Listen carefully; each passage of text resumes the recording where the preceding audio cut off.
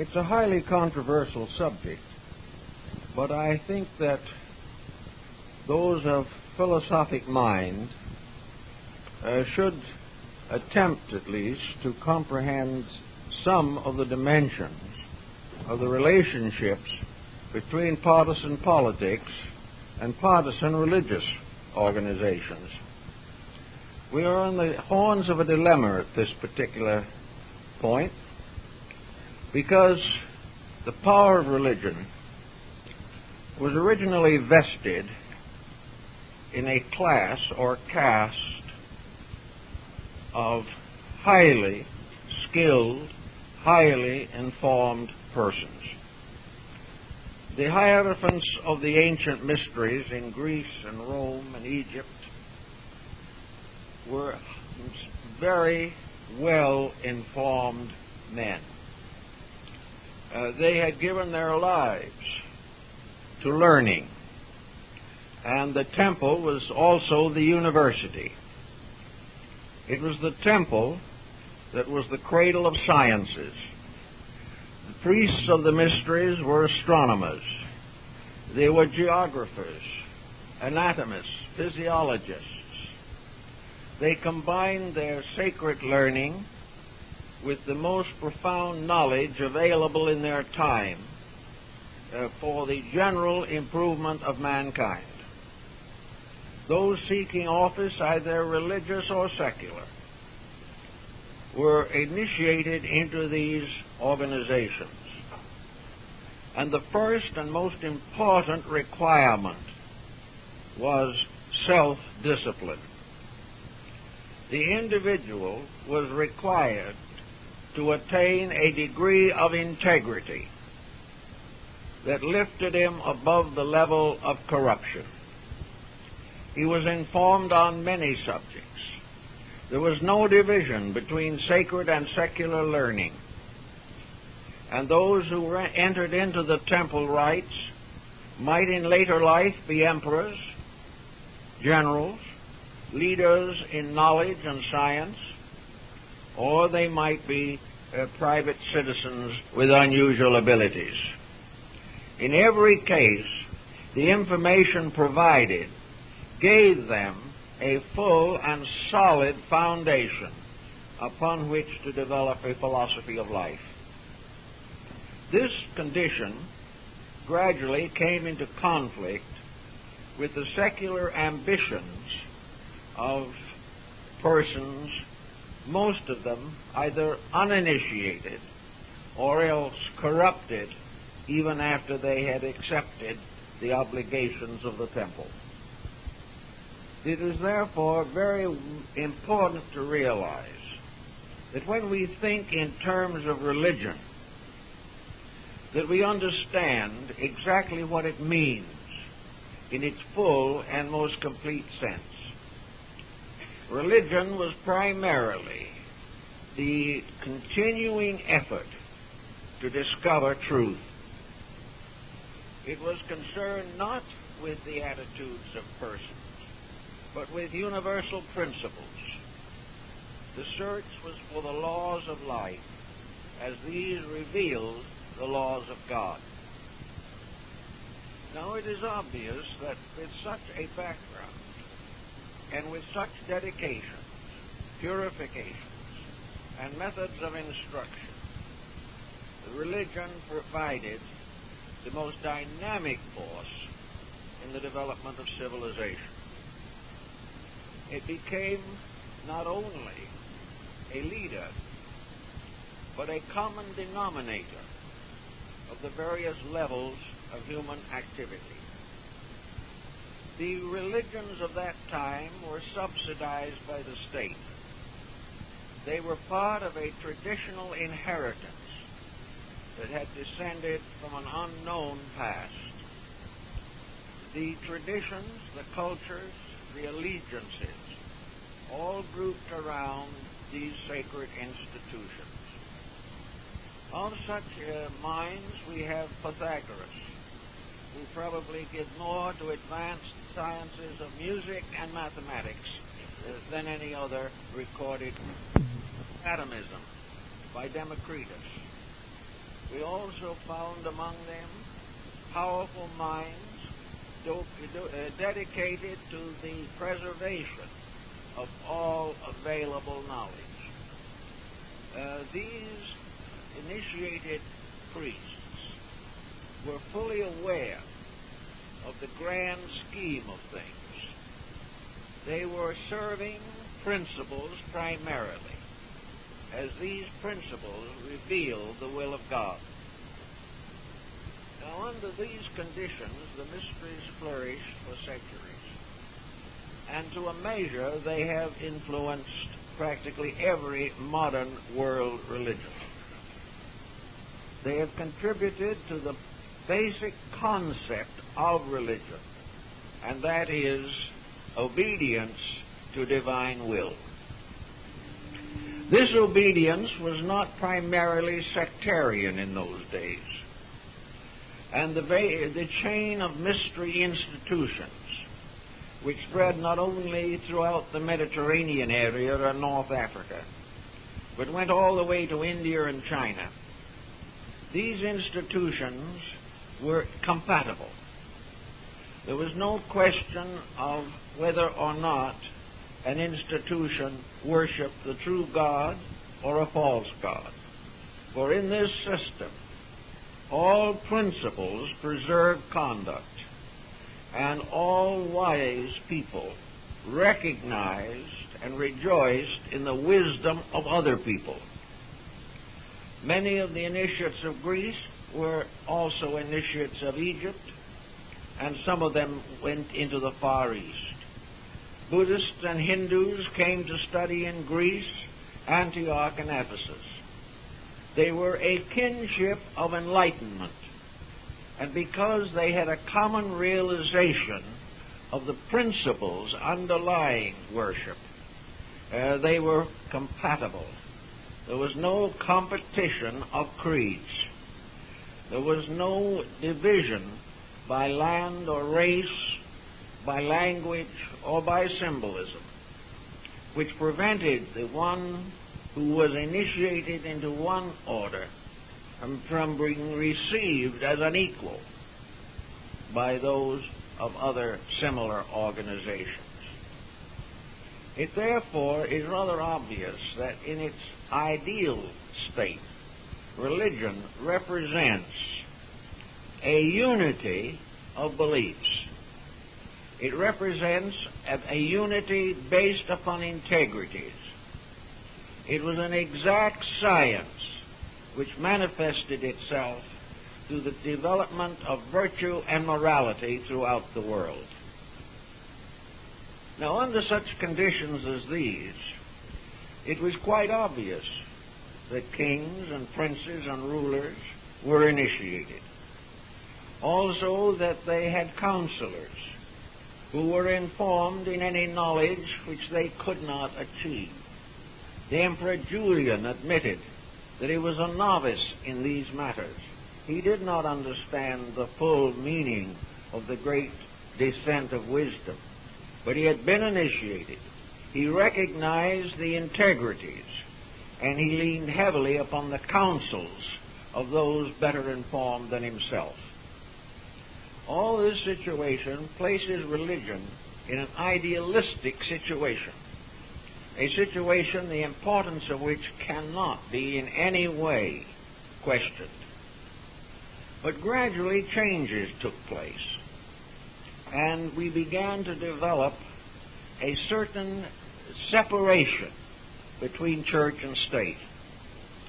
It was no longer the function of leaders to bring their problems to the temple.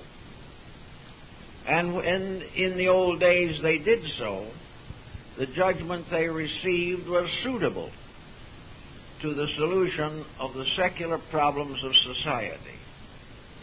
But as time went on, this happy brotherhood faded away, and gradually religion became an isolated area of human thought.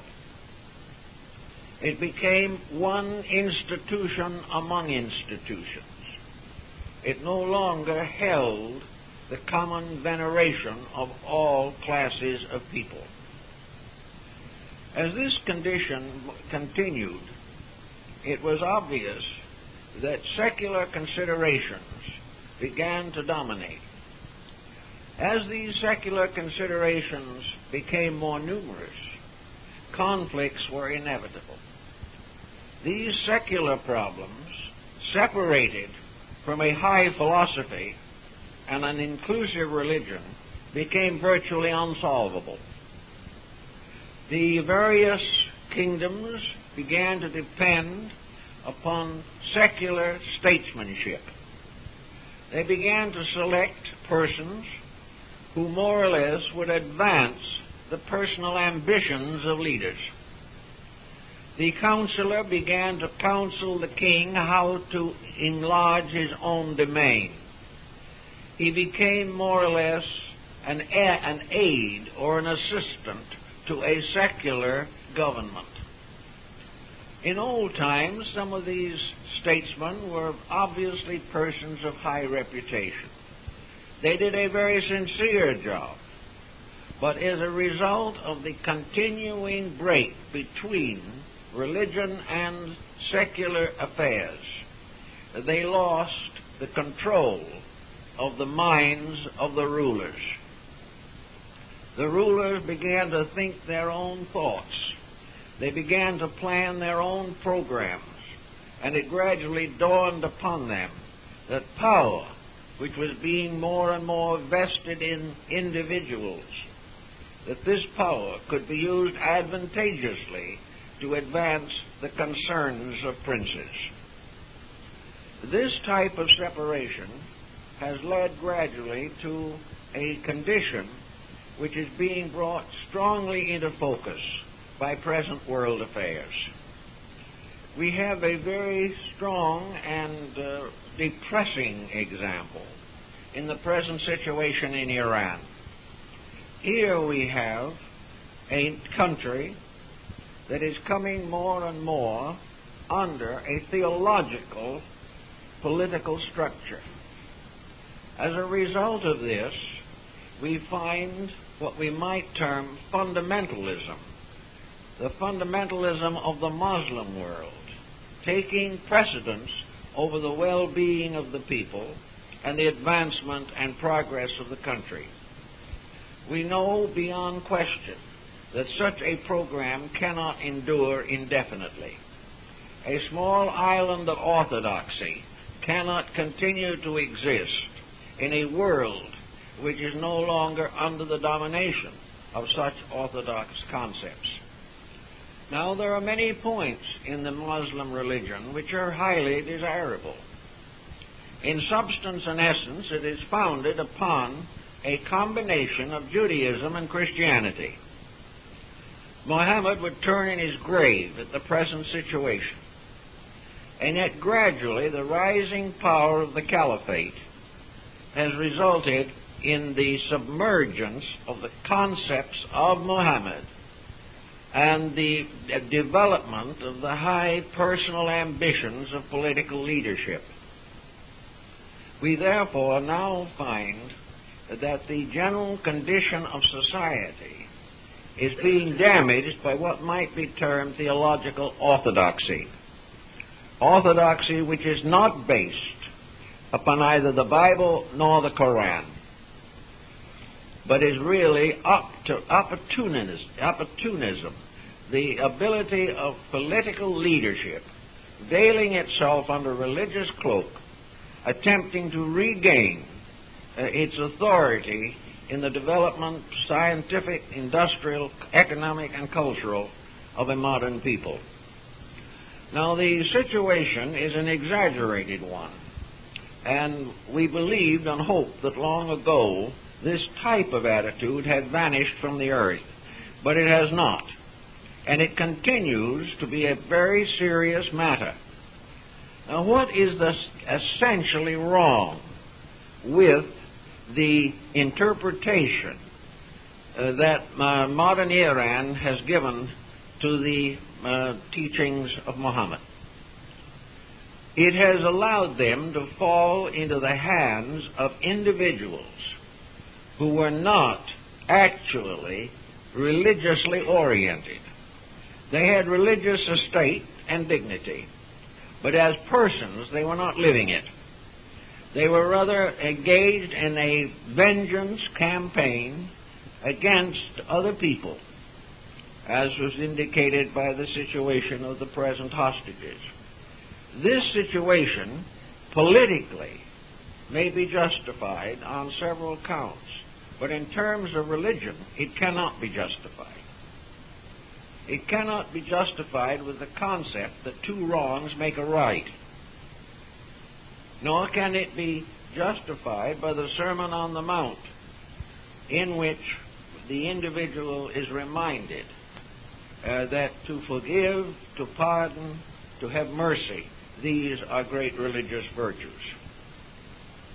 Now, we also find in this particular situation the failure of Muslim leadership as a religion. It is not in a position to actually adjust its own doctrines to protect, lead, direct, enlighten, and clarify the situation of its policies. This situation is what has threatened the world on a number of occasions, and will continue to do so until religion itself clarifies its own position and accepts a dedication above all, might say, partisanism on any level. When the disciples began to hope that Jesus was going to finally take back the kingdom of Judea from Rome, the Master said very simply, "My kingdom is not of this world." The kingdom of religion is not of this world. The kingdom of religion is a kingdom of spiritual value. It is not a plaything of policy. It is not something that is to be adapted to the conveniences of selfishness or personal ambitions. The important thing for the last 100 years especially is that religion must restore its essential purpose and dignity.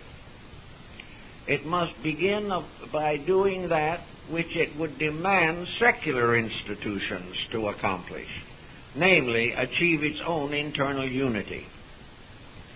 There is very little difference between political parties and religious denominations. They are in conflict, they are in competition, they are seeking to dominate their various spheres of influence, and they have no actually common ground. There is a theoretical common ground. We know that the 10 Commandments exist in practically every religion of the world. We know that to do unto others as we would have others do unto us has been translated into the religious codes of over 50 different beliefs. These common grounds, however, are not practiced. In actual relationships with the problems of living, the identities of religion are compromised. We are still in need of a religious cooperative, a league of nations in religion rather than a league of notions.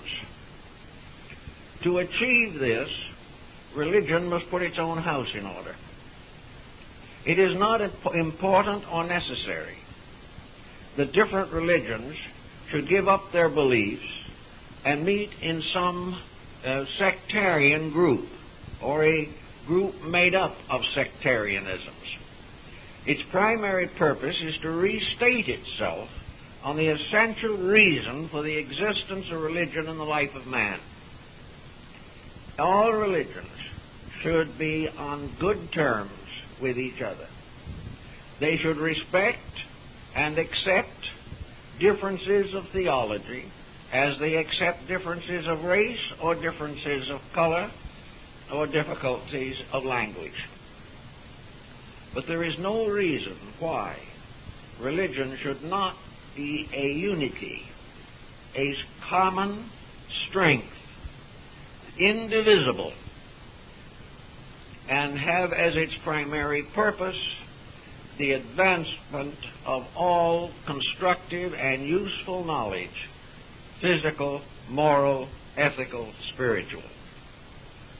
This is the first task. This is the challenge. Until religion is able to put its own house in order, it is going to have great difficulty in attempting to govern or direct secular activities. Until religion itself is recognized for what it is, the will of God revealed through natural law to all mankind. This recognition then begins to make a change in the structure of our theology. Today, most religious leaders I assume to be sincere. I believe they are doing what they believe to be right for the good of man and the glory of God. But these different leaders have lacked the background experience which was part of the education of the temple mysteries of antiquity. The average religious leader is not a statesman. He is a theologian. He is not a scientist. In fact, he is often in conflict with science. He is not a highly trained philosopher who has found the depths within himself as the basis of an over-realization of responsibilities. He is actually a person tied into the structure of a belief and believes that the highest moral duty is to sustain that belief, to protect it, to serve it. Now, the beliefs themselves are not necessarily wrong. They are, many of them, very beautiful and very noble. And that religion is making a contribution to common good cannot be and should not be denied. It is doing a considerable amount of work. But this considerable amount of work is largely compromised by ineptitudes.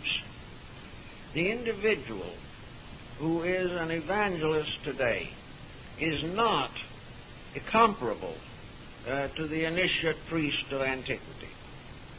He is not a person who is able to see and appreciate truth outside of his own denomination. He is not able to work for a strong reconciliation between beliefs. His idea of reconciliation is that all others should join his belief. This situation is not very helpful in terms of modern policy. We have, on the one hand, therefore, a well-intentioned theology that wants to be helpful, but to do its full job must be completely reconstructed so that educationally everyone who comes out of a seminary is a deep, broad, wise, and practical thinker. Not only acquainted with the principles of his sect, but fully acquainted with the needs of mankind and with this equipped skills to serve those needs intelligently.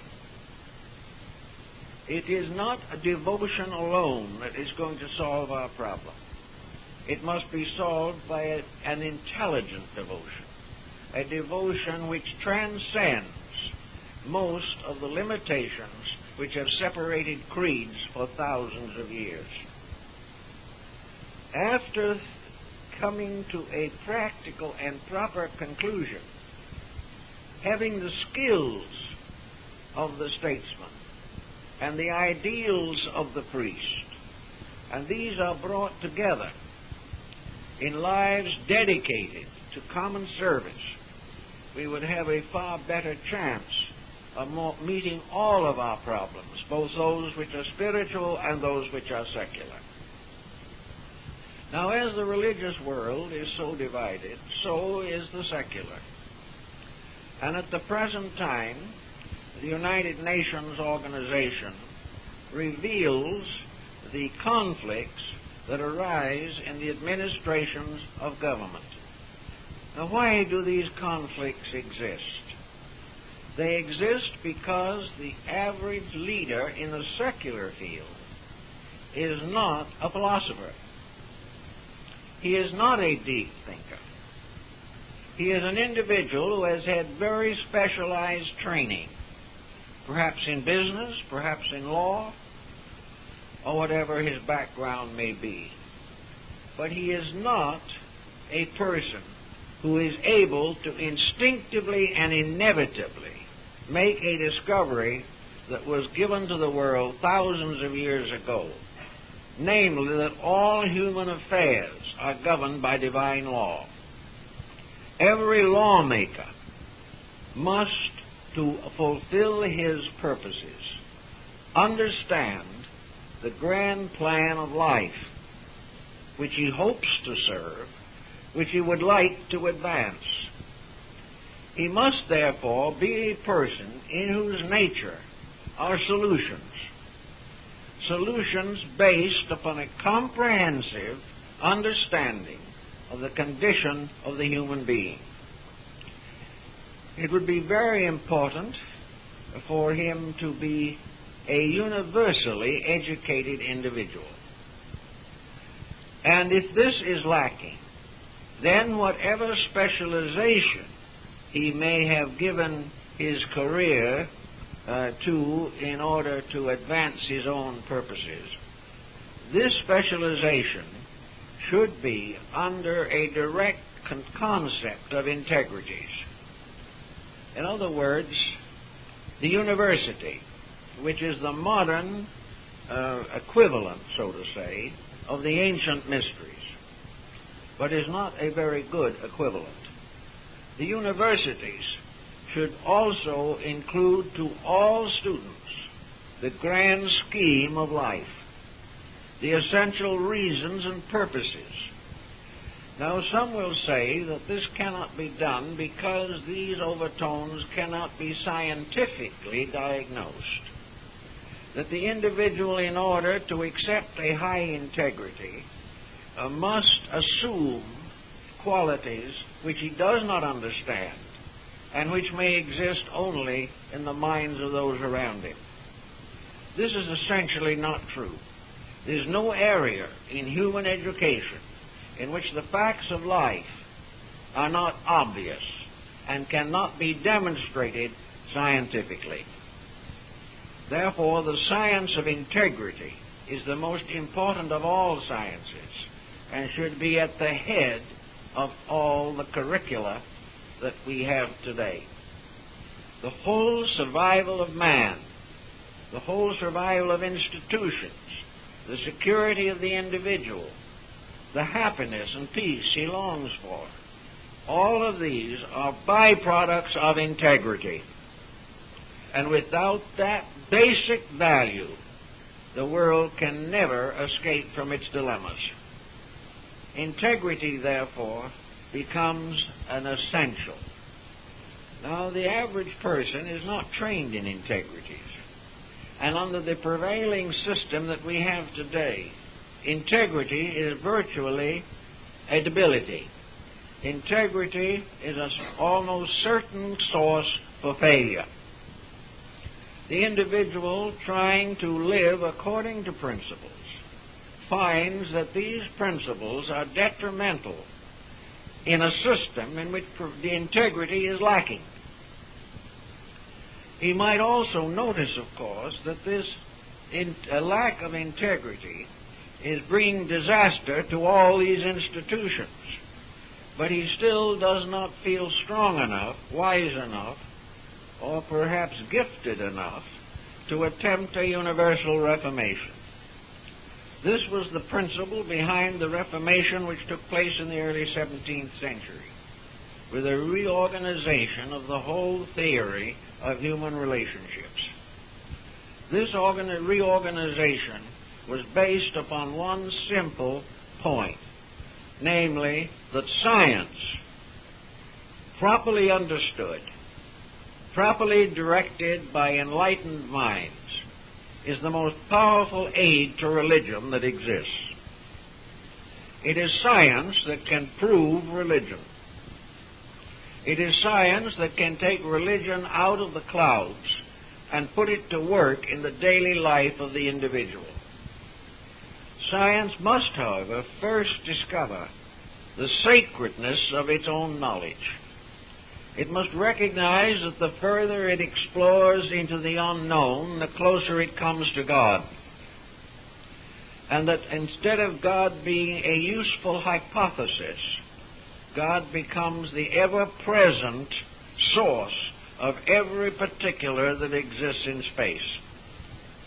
Science, so equipped, could be very, very useful, in fact, indispensable to the protection of society in the centuries that lie ahead. But it can only be so when it is restored as it was in antiquity, as part of a universal program of education, which went all the way from biology to music, and went all over that vast distance between psychology and mysticism. These different aspects of one great reality have not been brought together.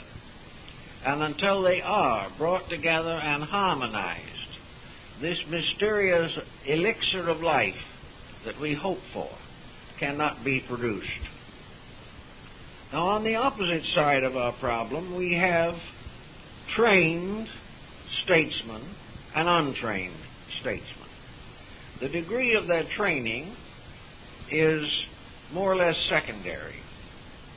The main problem always is, what is the person himself? Is he, by nature, upright? Is he doing the very best he knows? And does he know enough to do something that is best? If he has the knowledge, has he the character to defend his principles against the inconsistency of his associates? This is a problem that we also face, but we are a little bit in the condition of the blind leading the blind, and everything is falling into the ditch together. To meet this type of problem, many very thoughtful persons feel deeply involved, and many individuals who will never have a word to say in the government of things have ideas that would be intensely useful if they could be brought to the attention of the right persons. The right persons, however, today are locked within patterns. They're held within allegiances. And just as the theologian is bound to the rules of his church, so the politician is bound to the rules of his party. They are both in the same difficulty. And until one or other solves the difficulty, progress cannot be guaranteed. Up to that time, we must do the best we can. On the grounds of the remark or words of Jesus, that his kingdom is not of this world, then where is this kingdom? Where are we going to find it? If it is not in society, if it is not in operation anywhere in the current world of events, where shall we look for it? The kingdom of Jesus, the heavenly world, is a spiritual phenomenon. This is part of the spirit of man. It is part of the soul of man. And the great throne of spiritual integrities is within man himself. It is no longer possible to deny the individual the right to grow. But it is not inevitable that this right will be challenged. And even if it is challenged, it is not certain that the individual will accept the challenge. Because of the inconveniences of integrity, many persons are allowing their own lives to run contrary to a constructive destiny. Actually, we have in the world today somewhat over 3 billion human beings who are essentially committed to religion. The religions are different, but they are all always the same in one circumstance, that they are the guides to the inner life of persons. They are the rock which we depend upon in emergencies. When worldly conditions fail, the individual has no source of strength but his own inner life. And this inner life supports him by revealing to him the integrities by which survival is possible. So we have a kind of institution composed of 2/3 of the population of the earth. And this institution has always had the same essential teaching. It has always emphasized personal value. It has emphasized morality and ethics. It has taught us most of the useful rules of life, which we have continuously discounted or ignored. These rules tell us that the only end to conflict is the realization of the fatherhood of God and the brotherhood of man. Now, the fatherhood of God does not seem to give us too much trouble, but the brotherhood of man is really in frightful condition. It has been broken up until our brothers are only those who agree with us. Our brothers are those who contribute to our personal success in one way or another. Our brothers are those whom we can depend upon when our needs are great. But we are not at all sure that our brother is not going to charge us 18% interest when we need something from him. Consequently, while we live in a world which is filled with churches, mosques, synagogues, pagodas, dagobas, we are living in a secular world. A world in which spiritual values no longer lead the collective conduct of society. Under such emergencies, we all realize that we are also temporary citizens of this earth. This small globe we call the world is really merely a guest house along the great caravansary of cosmic motion. We are here for a time. We are citizens of the nations to which we belong for a few years, perhaps to be stretched to a century by scientific skills, but we are always citizens of eternity. The divine world which reaches out beyond the furthest star, the divine laws which govern the motions of galaxies, these are the fundamentals. And when we leave this mortal sphere, we are again part of the vast project of existence. We are to go on to unfold those values which are indispensable to universal citizenship. It would be very convenient, helpful, and inspiring if this universal citizenship could, at least in its beginning, bind the parts of our earth together. If we are citizens of the universe, we are also citizens of the smaller world, which is our temporary habitation. And it is very much in order to begin the simple but direct process of binding up the wounds which are the cause of the present tragedies. We have been short-sighted, self-centered, and overly ambitious. and not one of these is a spiritual grace.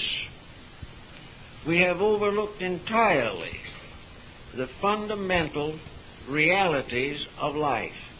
Yet we see these realities around us every day.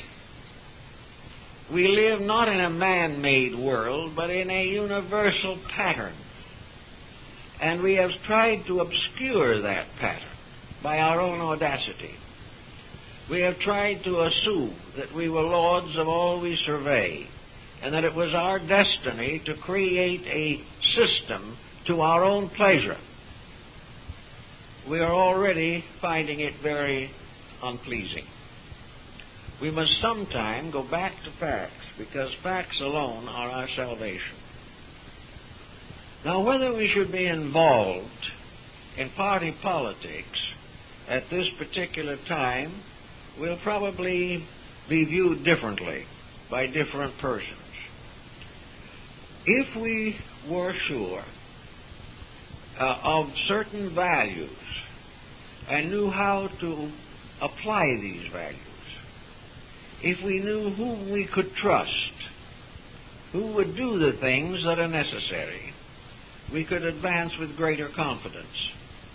Our only source of information available through the media of our time is the record of the candidates themselves. What they have done, what they have stood for, what they have opposed, what they have defended. These are the basis upon which the average person must make his judgment. Now, at this time, there are a great many disillusioned persons, and it was noted in the press not long ago that there might be a very large number of American citizens who would not vote at all because they did not have confidence in any of the candidates. This is too bad. But it is also a point which must be given a lot of consideration by those who want to make a decision of some kind between the available possibilities. Each must use his own integrities, his own ideals, and his own principles in order to accomplish this particular end. Confucius, in his study of society, made a very interesting ladder leading upward through the stratas of social structure. The foot of this ladder was founded upon the foundation of the home, the most immediate and valuable unit in society. The little democracy or autocracy, according to how it is managed, is the home, which is gradually becoming more or less a ground of activism. The home is the first problem that the individual must solve. According to Confucius, when the home is a proven success, it may be assumed that the members of it have intelligence enough to go higher in their thinking. If the home can be protected, if it can be preserved against the pressures of a decadent system, we have a unit, the first world that we can rule, the first institution, the primary unit of society. This is the fabric upon which all the rest is built. This is the atom which combines to complete the social structure. So if we have principles, if we have integrities, if we have ideals, dreams, and visions, the home is the laboratory for their application. Here we have a right to see, to observe, to study, to reflect, and to discover those principles and convictions which are most likely to preserve not only the outer form of the home, but its inner structure, which is the home itself. It is the inner structure that is the real family. Now, we have also a family of nations, but in all practical purposes, the family of nations is an aggregate of homes. So here we have the beginning of a kingdom that is not of this world. Here, spiritual value can come into its own. But it can only do so if those making up the home have the vision necessary to maintain and unfold the potentials of the family life. It would seem, therefore, that as most people are planning or have planned at some time to establish a home, that the principle of home establishment should be a primary factor in education. Now we have home economics, in which we teach people to cook and sew and mend and repair and restore their appliances. We have various counselings on what might make the home a little better. We have various points of view as to how the family can be strengthened or a weak family can be restored. But nowhere in this training up to the present time do we have the realization that education for the home requires a knowledge of practically every art and science of mankind. It cannot be solved on the simple grounds of how to pay for the house. It cannot be solved on the problems of trying to prevent children from being delinquents. The foundation is much deeper. And the foundation of the home is honesty. It is integrity. It is self-sacrifice. It is dedication. It is investment in the future at the expense of the pleasures of the moment. Until these principles are assured, the home will not survive adequately. And until an expansion of these principles is applied to society in general, the affairs of nations will languish. Above the home, according to Confucius, the next unit to be considered is the community. Now, in China in his days, communities were not very large. The living built little villages among the mounds of the dead, and the graveyards were also used to cultivate rice. In those days, the family situation was comparatively simple in its relationship to the community. The community had made a very definite discovery, namely that it had to work together or not survive. It came to the belief that a community has to be held together by a moral binder. And this binder was common integrities, common willingness to sacrifice, mutual helpfulness, and the defense of the community against the aggressions of outsiders. This was also the burden of tribal life among the American Indians. The tribe was the next unit above the family. And the problem of the tribe was solved in only one way. The members had to work together.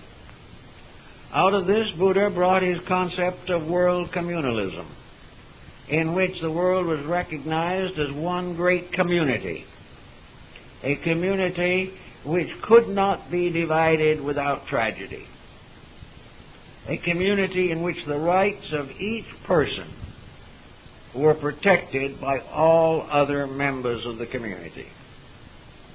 We are beginning to develop a new communalism in this country. Small towns are taking on the problems of their own survival. More and more, the individual is recognizing his contribution to the betterment of the environment in which he lives. He is beginning to protect his environment, protect his natural resources, conserve his energies, and work together with other equally concerned persons in the preservation of his securities. Above this, Confucius then listed the state as being the aggregate of the communities. They were all cells in the body of the state. The state was a unit also, and as long as the state was a unit, it worked with the parts of itself successfully. But when the state became a super body over the affairs of the community, there was trouble. The same difficulty arose in theology, because if the divine power at the source of life was an autocrat, and the individual was hopelessly under bondage to principles or processes that he did not understand, there was a danger of revolution. But if the deity itself was embodied in its creation, if it was the substance of all the parts of itself, then it was one being, one indivisible unity, and the parts of it were indispensable elements in this body, and cooperation of parts was the highest virtue that the human society could establish. So today we have to beware that neither theology nor politics becomes a superpower apart from the people. We must beware that the unity is made up of the people and not imposed upon the people. That this unity is an experience of the citizen and not a legistic situation in which he is forced into line by penalty or promise. Actually, then, the whole structure, moving upward from the lowest to the highest, is based upon the recognition that one life flows through all things, and that any misuse of that life is to the detriment of all things, not merely to the detriment of the individual himself. Selfishness is a sin against life and truth. Yet it is very common, it is largely approved, it is considered to be almost indispensable. If then we are to equate the place of the person in the political structure, we have to point out that he has primarily a duty to truth. So far as it is possible for him to know what is right, he must do what he knows. To whatever degree he is considering himself as in competition with other selves, his society will fail. It is by mutual cooperation that we can extend the life of our natural resources, that we can expand our privileges and policies, and also protect the dignity of our personal lives. Unless this is fully realized, we are never going to find a solution. The solution of our problems will never be discovered in a smoke room council hall. It will be discovered, these principles will be discovered in space. They will be discovered in the universe itself. They will be the man's recognition of the plan, not only for his good, but the plan by which he was created, and by which he must be protected and preserved if he is to survive. In doubt and in lack of certainty and not knowing what direction to turn, the individual must realize that his own information is inadequate. He has been very busy building a career. He has learned all that he could about something in order to make a living. In this he shares in common the problem of the theologian and the politician. He is a specialist, and his specializations have largely come to be dominated by materialistic situations.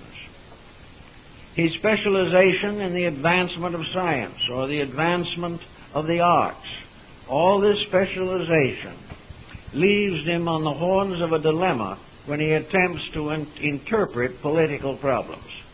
He is simply not equipped. And he must depend upon the same opinionism in this field with which he is afflicted in his own private affairs. He is working from an opinion and not from a fact. He is working from hearsay, from the pressure of publicity, from propaganda, from the opinions of the media. He is not working from a ground of solid principles within himself.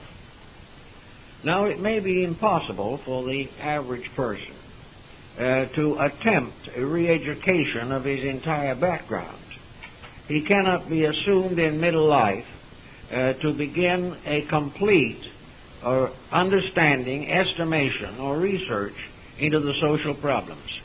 Even if he attempted this, he could select only one or two of them, and he might become proficient in one area of ignorance, but many other areas would be unconditioned. This being inevitably the truth, nature itself has given us the answer, and it is written in the Declaration of Independence, and that is our peculiar relationship to nature and nature's God. That most of all, our directives come from one unified source, and that unified source is natural law. We do not have to study all of the different problems in detail. We know that certain basic laws operate, and that one of the most important of these laws is cause and effect. What we cause will come to us. What we do will inevitably have reactions. And the only safety we have is to do that, the reaction of which is beneficial.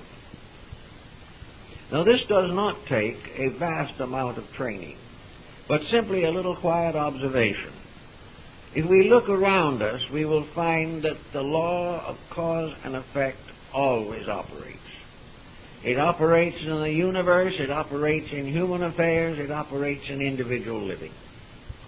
This law tells us simply that if we want to have security, we must cause it. We must create it by our own conduct. When many people may say that we don't live long enough to make all of the adjustments that are necessary, that may well be true. But fortunately, nature has provided this emergency with a proper solution. If we do not live long enough to attain what we know to be necessary, we will be given additional time to accomplish this. We will live in this environment or under the conditions of this environment for whatever time is necessary for us to learn the truth. And the correlative law of rebirth steps in at this point, assuring us that if we start to grow, we will gain that which is necessary. And our growth will be protected until we attain the full fruition of our labor. But we have to start sometime. And we have to start perhaps with a very simple concept, and that is this concept of universal justice as universal benevolence. The very problems that we face and which we resent are given to us by a power dominated by love and compassion. We are like ill-guided children who have become unmanageable. And management now is not invested in the state. Management is invested in ourselves. The individual who cannot change the political destiny of a nation must find some consolation in changing the social destiny of himself. To do this, he only needs to accept a few basic principles and then use the faculties of observation and reflection with which he has been endowed. There is no need for him to make a vast project. The need is merely to observe, to reflect upon things seen and heard, and to watch the consequences of conduct. The theologian is in the better position in this because he already has a solid belief in divine providence. The politician is less equipped because he is, as a group, not so aware of his dependency. The average politician seems to feel himself to be strangely in authority. Well, he is, actually. But for the good of all, his authority must be founded in turn in the divine plan and purpose. Now, in the next few months, there's going to be quite a bit of social confusion. And we are going to be besieged on every hand with mysterious recommendations. We are going to be in doubt about nearly everything. And we will not be very certain as to what course is best for us to pursue. First of all, as the metaphysicians of the 1920s used to say, don't take on conditions. Do not allow yourself to have your personal life completely disrupted. Do not wander about with griefs and grudges and grievances. Whatever is, the master of the show is there. The political situation is involved also in the great drama of things. Wherever policy fails from truth, policy is in trouble. And though policy may stubbornly maintain its own way for a time, it falls from the weakness within itself. The individual cannot prevent all kinds of political emergencies. But all these emergencies, like domestic problems, are more or less necessary to the growth of the individual. They are things he must face. We have for some years been under a highly protective society. We have allowed other people to do most of our thinking for us, and also paying handsomely for this privilege. Actually, the great future of things, the destinies of nations, cannot be controlled by the average person. The only thing the average person can do is to learn from what happens. This world is a kind of theater, and we go to see the various performances that are played for our amusement or our instruction. We will therefore find it desirable and necessary to continue to enrich our own inner lives. We cannot afford to wander about predicting only ill. We cannot be on the verge of despair all the time. We cannot be completely frustrated if our candidate does not win. We are developing a kind of tempest in our private teapot. Each individual becomes hopelessly involved in a situation he cannot control. This is a mistake. It is for him to think straight and clear, do the best he can, and try to understand the motives within himself. Now, a large part of voting has been, for at least the last 50 or 75 years, related to personal advantage. This personal advantage is not only in terms of political leadership, but is in terms of private allegiances. The individual has a tendency to favor rules that make things more comfortable for him. If they gain him some small immediate gain, he quietly overlooks the ultimate loss. In other words, he votes selfishly. And each thoughtful person in this coming time should try not to give his allegiance to that which makes life more pleasant for him alone at the expense of someone else. He should not try to favor words or thoughts or declarations which he can interpret as relieving himself of responsibilities. Fraternalism in government is not a success. It has already seriously undermined the resourcefulness of the average person. We have become more and more dependent upon the good life. Therefore, we are very apt to vote for that which promises to protect and perpetuate the good life. But a thoughtful person will say, can such a promise be kept? And he may decide that it cannot be. If a good life means the continuous impoverishment of natural resources and the continuing corruption of society, it is not a good life. And if it does not collapse in our time, it will fall upon our descendants.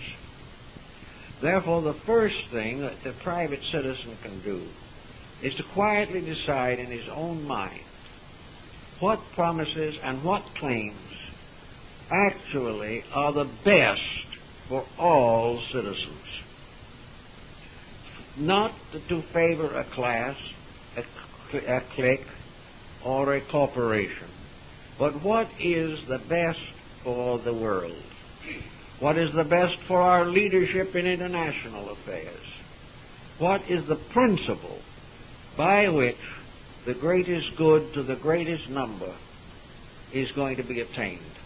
When we decide in ourselves, upon our own limited resources, that which we believe to be an unselfish, impersonal consideration, that is probably the direction which our vote should go. Because it means that we have been honest, and regardless of outcome, if we have been misrepresented, regardless of what happens, conscience within ourselves is our defender. We have done what we sincerely, unselfishly believe to be right. Now, everyone has the privilege of doing this. He has the privilege of thinking through in his own way all these different values to discover, if possible, the noblest aspiration of his own nature. He has an opportunity to prove himself to be stronger than his ambitions. He might be able to prove that his character will survive the reduction of his standard of living. He must gradually disentangle himself from the complex of wealth which now dominates so many, on the obvious ground that it is dwindling.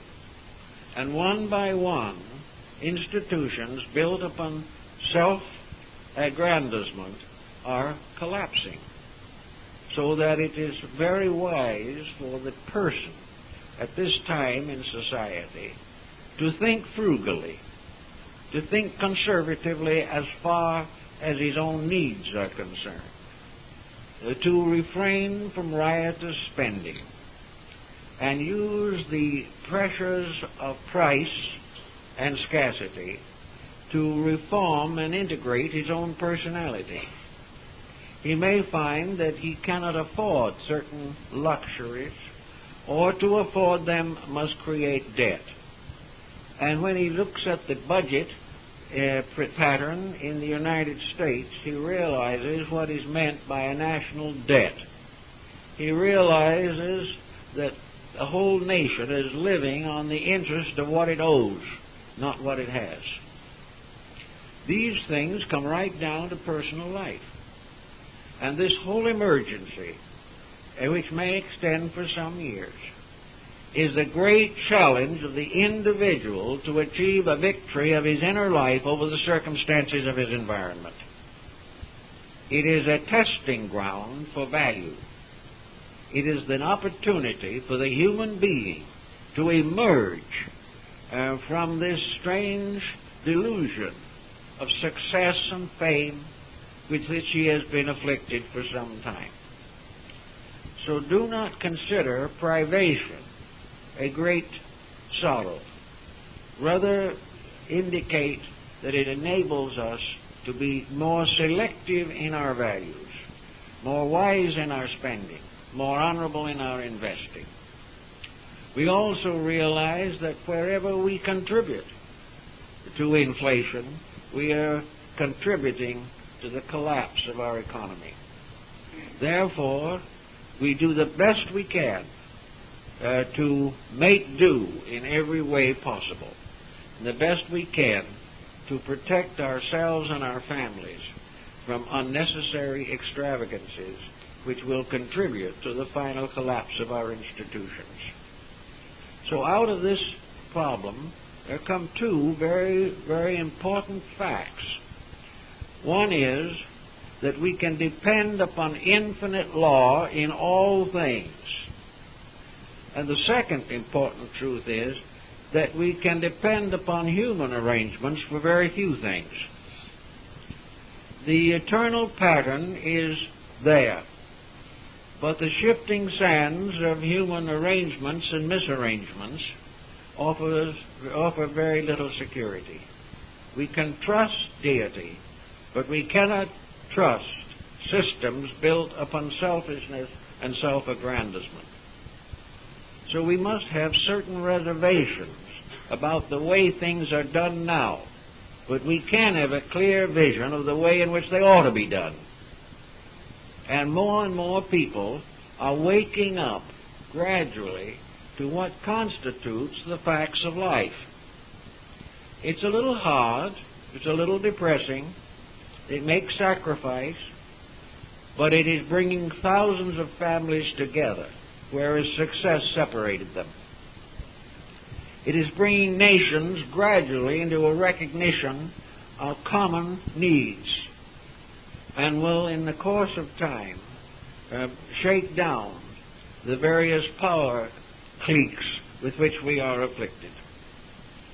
So in this time from now to the end of the year, where we're going to have all kinds of excitement, the individual should calmly and quietly watch, listen, and think. Learn to use the faculties with which he has been endowed, not to gratify his appetites, but to direct his conduct. Learning to do those things which make him less guilty of cooperating with fallacies. It is very important that each person will recognize that the needs of the moment require a high degree of personal self-discipline. In this emergency also, religion re-emerges. Religion begins to affirm itself. All over the world, religion is increasing. Religious peoples are becoming more and more aware that it is only in the eternal principles that security can be hoped for. Now, as religion increases, a very great decision must arise in religion also. It must remember the words of its teacher, "My kingdom is not of this world." Religion must not take the opportunity offered by human insecurity to exploit the human family. It must not attempt to gain economic profit from the misery of people. It should be there with high principles. It should be there with dedication. It should remember its service and not its status. Religion, given this great opportunity, must not abuse it. For if it abuses it, it will be no different from politicians. If politics abuse us on the one side and religion on the other, we are in a bad way. But perhaps not as bad a way as we might think. Because with the failure of the institutionalized structure of theology, all the collapses of the institutionalized structure of policies, the individual stands with his own values as his ever-present help in time of trouble. All of these things will come home to the individual. When man thinks, both the church and the state will be honest. Until man thinks, this greatly desired condition cannot come to us. So we are looking, hopefully, that man's spiritual hunger at this time will bring religions together and help them to recognize their proper spheres of service. that in time of trouble, inspiration arising from spiritual conviction will protect the individual against the disillusionments of his time. Without religion of some kind, it is almost impossible to prevent psychoses from coming into life. Psychological debilities are due to the weaknesses of our inner spiritual convictions. Therefore, we must strengthen them. We must also support adequately the various institutions we trust. But we must demand of them the integrities which we are beginning to experience within ourselves. The day may yet come when the individual will be more virtuous than his theology. This might be a very desirable thing, because it immediately will result in an elevation of the entire field of religious thought. Man seeking religion must also be aware that the thing that he is gaining is not intended to be the source of worldly gain. He is not to use religion to advance his materialistic attitudes. He is not to use religion as a means of accumulating wealth or influencing and over-influencing those around him. He is not to use religion as a source of profit, and he is not to allow religion to promise him this. He is duty-bound to realize that the purpose of religion is to strengthen character and not to increase worldly goods. This is becoming also a problem, and we are now hearing considerable about it. But the fact remains that the sphere of religion is a sphere of spiritual opportunity. And at this time, after being in the doldrums for some decades at least, religious life is strengthening. And in this religious strengthening of things, faiths must not fall into mercenary ways. They must not continue to attempt to support policies which are not ethical or correct. The purpose of religion is to strengthen the spirit of man, to give him the power of being victorious over his own self-interest and his own ambitions. If the religions fall into self-interest and ambition themselves, they frustrate their own purpose. And the level of policy, the purpose of government, is to make possible the protection of the rights of the individual. The individual is entitled to expect from government a reasonable program, a proper economy, a practical solution, and also that government will stand firm with principles whenever corruption arises. If we demand this standard, we will have it. But if we join those who have special interests, we will not have it.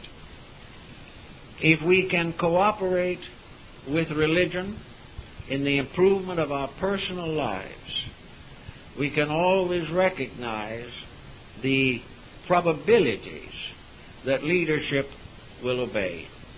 The strange thing about modern leadership is that basically and fundamentally it wants to be popular. And it is being popular now largely by promising what it cannot fulfill. If policy becomes popular because it expresses the spiritual and moral integrities of individuals, it will operate on that level. The same is true in our media, with which we are having trouble. When the public supports by its own voice, the voice of the people, supports proper entertainment, we'll have it. When the public mind demands proper government, we will have it. And when the human heart expresses its religious convictions in the simple statement of basic truths, we will have that kind of religion. Actually, this great planet that we have is really a cradle for 4.5 billion human beings. They outnumber any party. They dominate any situation. They are the final voice, regardless of what policy afflicts them. And when quietly this voice is heard, speaking for integrity and truth, there will be a general reform in every level of our living. And nature is working in that direction relentlessly. It will never give up. No matter what we do to nature, nature will ultimately win. And in this process, nature is working through, for instance, the increase of population. More and more. It is becoming impossible to compete and survive because nature doesn't want us to compete and survive. It wants us to cooperate and survive. And nature will have a way if it takes 10 million years. Nature also wants us to conserve all our natural resources. It wants us to use wisely the garden that has been given to us. Nature ultimately will remove most of the boundaries and fences that separate and will bring us into the realization that we are one family on one little ball floating in space, and that nature has given us everything that is necessary to be a completely self-secure, self-sufficient, and well-adjusted, happy people.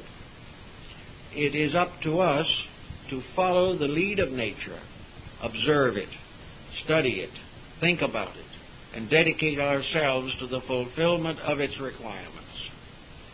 Actually, religion, philosophy, science, policy, industry, all of these are merely aspects of our own consciousness. They exist in us, or they would never come out in the world. They are the ways we think or feel, or they could never become embodied in institutions. So it is up to us to put this smaller world in order, to use all the abilities that we have to advance that very necessary condition in which we will live together in harmony and peace, and that again, heaven will lead, as Confucius says. Heaven will lead, and the earth will follow. We are in a condition where this is becoming increasingly apparent to it. Heaven can lead. It is the only leadership that is final. And all earthly leadership is merely a sovereignty tolerated by nature. And if that sovereignty disobeys nature or frustrates its purpose, nature will correct it. And if all other correctives fail, will remove it. All this thinking may be something that we should all give a little thought to. Be quiet, be peaceful, be as wise as you can. Begin to live every day of your life in a spirit of cooperative insights and understanding. And in your own life and in judging the life of nations or of religions or of policies, let us remember the Chinese words, heaven leads and man follows. If we obey this, we will not have too many problems. Thank you very much.